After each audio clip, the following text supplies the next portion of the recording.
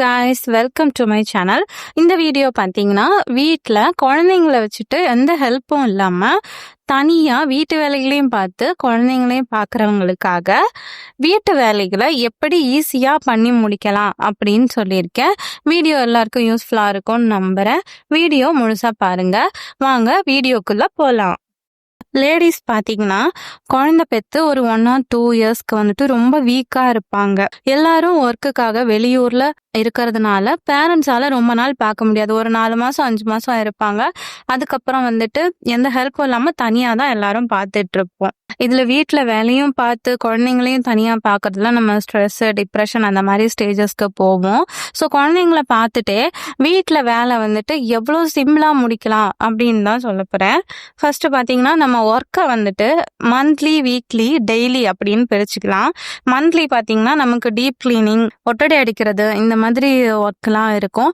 இதை முடிஞ்ச வரைக்கும் நம்ம ஹஸ்பண்ட் கிட்ட ஹெல்ப் கேட்கலாம். அவங்களால முடியாது, ஒர்க் இருக்குது அப்படின்னாங்கன்னா நம்மளே வந்துட்டு அதுக்காக ஒரு நாளை ஒதுக்கி வச்சுட்டு ஃபாஸ்ட்டாக அதை முடியலாம். வீக்லி ரொட்டீன் ஒர்க் அப்படின்னு பார்த்தோன்னா, bathroom cleaning, door mat cleaning, அப்புறம் வீடு மாப் பண்ணுறது, இந்த ஒர்க்காக தான் இருக்கும். இந்த ஒர்க்கை நம்ம ஒரே நாள் இழுத்து போட்டு எல்லா ஒர்க்கும் பண்ணாமல் இதை 2ஆக ஸ்ப்ளிட் பண்ணி 2 நாளாக பார்க்கறதுக்கு ட்ரை பண்ணலாம். தேர்ஸ்டே வீடை தொடச்சி டோர் மேட்ஸ்லாம் மாற்றிடலாம். ஃப்ரைடே டோர் மேட்ஸ்லாம் க்ளீன் பண்ணிட்டு பாத்ரூம் க்ளீன் பண்ணலாம். இது 2 in 1 ஒர்க் மாதிரி முடியும். டோர் மேட்ஸ் வாஷ் பண்ணோன்னா கண்டிப்பாக நம்ம பாத்ரூம்ஸ்லாம் க்ளீன் பண்ணுற மாதிரி இருக்கும். ஃப்ளோர்லாம் அழுக்காகிடும். அதனால ஒரே நாள் பண்ணிட்டோன்னா வேலை மிச்சமாகிடும். ஸோ இந்த ஒர்க்கை வந்துட்டு நம்ம இந்த டேட் தான் பண்ணணும் அப்படின்ட்டு ஃபிக்ஸ் பண்ணி வச்சுக்கோங்க. அப்படின்னா நம்ம ஆட்டோமேட்டிக்காக அந்த ஒர்க்கை முடிச்சிருவோம்.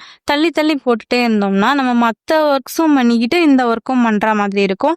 அதனால அந்தந்த ஒர்க்கை நம்ம அந்தந்த டைமை முடிக்க ட்ரை பண்ணலாம். அடுத்து வீக்லி ரொட்டீனில் வர்றது நம்ம மாவாட்டுறது தான். எல்லாரும் இது பெரிய வேலையா நினைச்சிட்டு இருப்பாங்க. இதனாலேயே பாதி பேர் கடையிலேயே மாவு வாங்கி வீட்டில் தோசை ஊற்றி சாப்பிடுவாங்க. அந்த மாவுல சோடா உப்புலாம் போடுறதுனால நமக்கு வயிறு வலி வர்றதுக்கும் சான்ஸ் இருக்கு. அது ஹெல்த்தியா இருக்காது. நான் என்ன பண்ணுவேன் அப்படின்னா, காலையிலேயே குக் பண்றப்பவே மாவு ஆட்டிடுவேன். அன்னைக்கு வந்துட்டு குக்கிங் வந்துட்டு ரொம்ப சிம்பிளா தான் இருக்கும். சாம்பார் இல்லைன்னா ரசம், அப்புறம் வெஜிடபிள் ரைஸ், இந்த மாதிரி சிம்பிள் குக்கிங் அன்னைக்கு மட்டும் வச்சுப்பேன். மாவாட்டி முடிச்சுட்டு அந்த கிரைண்டர் கல்லை வந்துட்டு அப்படியே சிங்கில் இல்லை சிங்குக்கு பக்கத்தில் வைக்காம அதை உடனே கழுவி வச்சிடுவேன்.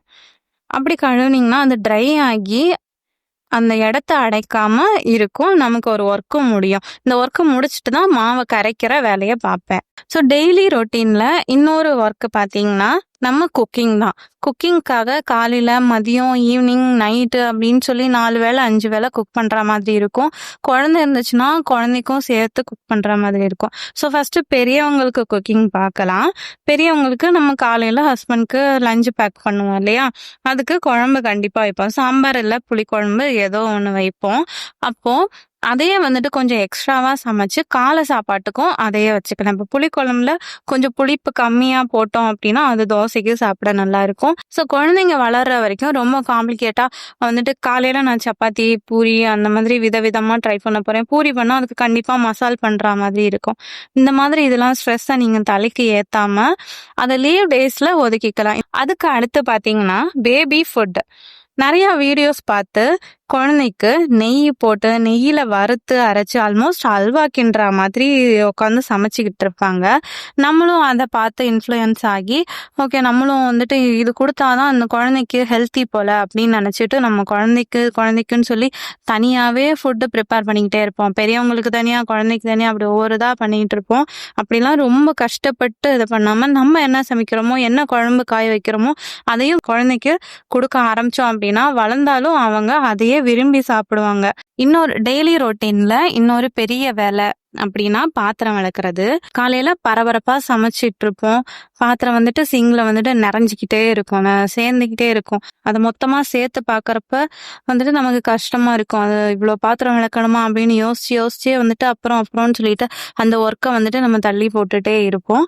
சைட்ல வந்து நம்ம குழந்தையும் பார்க்கணும். குழந்தை திடீர்னு அழுகும். அப்போ வந்துட்டு இதை எப்படி ஈஸியா பண்றது அப்படின்னா, சாம்பார் வச்சுட்டோம் அப்படின்னா, நம்ம வந்துட்டு பேக் பண்றவங்களுக்கு லஞ்ச் பேக் பண்றவங்களுக்கு அந்த சாம்பார எடுத்து வச்சுட்டு, நமக்கான சாம்பார ஒரு சின்ன பவுல்ல ஊத்தி வச்சுட்டு, அந்த குக்கர டக்குன்னு கழுவி வச்சிரலாம். அந்த ஒரு குக்கர் மட்டும் நீங்க கழுவுனீங்கனாலே, அந்த ஒரு சிங்க்ல வந்துட்டு உங்களுக்கு பாதி சிங்க் காலியான மாதிரி. இப்போ அந்த சிங்க் பார்த்தீங்கன்னா, கொஞ்சம் பாத்திரம் மாதிரி இருக்கும்.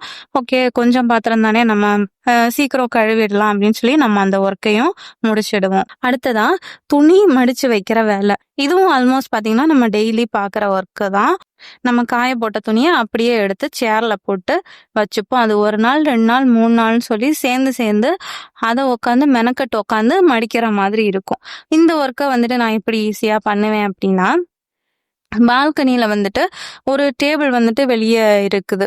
அந்த துணி எடுக்கிறப்பவே அத ஒரு மடிப்பு மடிச்சு வச்சுருவேன். ஸோ வந்துட்டு அந்த மடிச்ச துணி அப்படியே உள்ள கொண்டு போய் கப்போர்ட்ஸ்ல வைக்கிறதுக்கு ஈஸியா இருக்கு.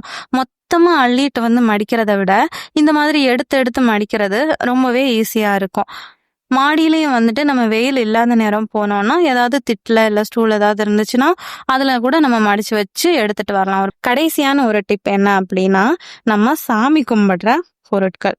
நம்ம சாமி கும்பிடுறதுக்காக 3 விளக்கு, 4 விளக்கு வச்சிருப்போம். அப்புறம் அதுக்கு வந்துட்டு நெறையா வந்துட்டு சிலைகள் அப்படி இப்படின்னு சொல்லி நெறையா திங்ஸ் தட்டு அது இதுன்னு நெறையா வச்சிருப்போம். ஸோ கொஞ்ச நாள் குழந்தைங்களுக்கு ஒரு 1 வயசு, 2 வயசு, 3 வயசு ஆகுற வரைக்கும் நம்ம இந்த திங்ஸையும் வந்துட்டு கொஞ்சம் கம்மி பண்ணலாம். ஒரு விளக்கு மட்டும் சிம்பிளா வச்சுட்டு, கொஞ்சமா ஸ்டாச்சூஸ்லாம் வச்சு சாமி கும்பிட பழகிக்கோங்க. இது வந்துட்டு என்னோட ஒப்பீனியன் தான். இல்ல சாமி கும்பிடுறதுல நான் காம்ப்ரமைஸ் பண்ண மாட்டேன் அப்படின்னா, நீங்க வந்துட்டு இந்த டிப்ப வந்துட்டு ஸ்கிப் பண்ணிக்கலாம். எங்க அம்மா எனக்கு குழந்தை பிறந்து வீட்டுக்கு அனுப்புறப்போ, "நீ வீட்ல வேலை பார்க்கலன்னா கூட பரவால்ல, குழந்தைய பார்த்துக்கோ" அப்படின்னு சொல்லி அனுப்பி வச்சாங்க. ஸோ அதே தான் உங்களுக்கும் சொல்றேன். குழந்தைங்க தான் நம்ம ஃபர்ஸ்ட் ப்ரையாரிட்டி. அவங்கள பத்திரமா பார்த்துக்கோங்க.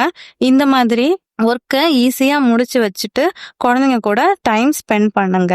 இந்த வீடியோ எல்லாருக்கும் யூஸ்ஃபுல்லா இருக்கும்னு நம்புறேன். இந்த வீடியோ பிடிச்சிருந்ததுன்னா லைக் பண்ணுங்க, கமெண்ட் பண்ணுங்க. மறக்காம என் சேனலை சப்ஸ்கிரைப் பண்ணுங்க. Thank you.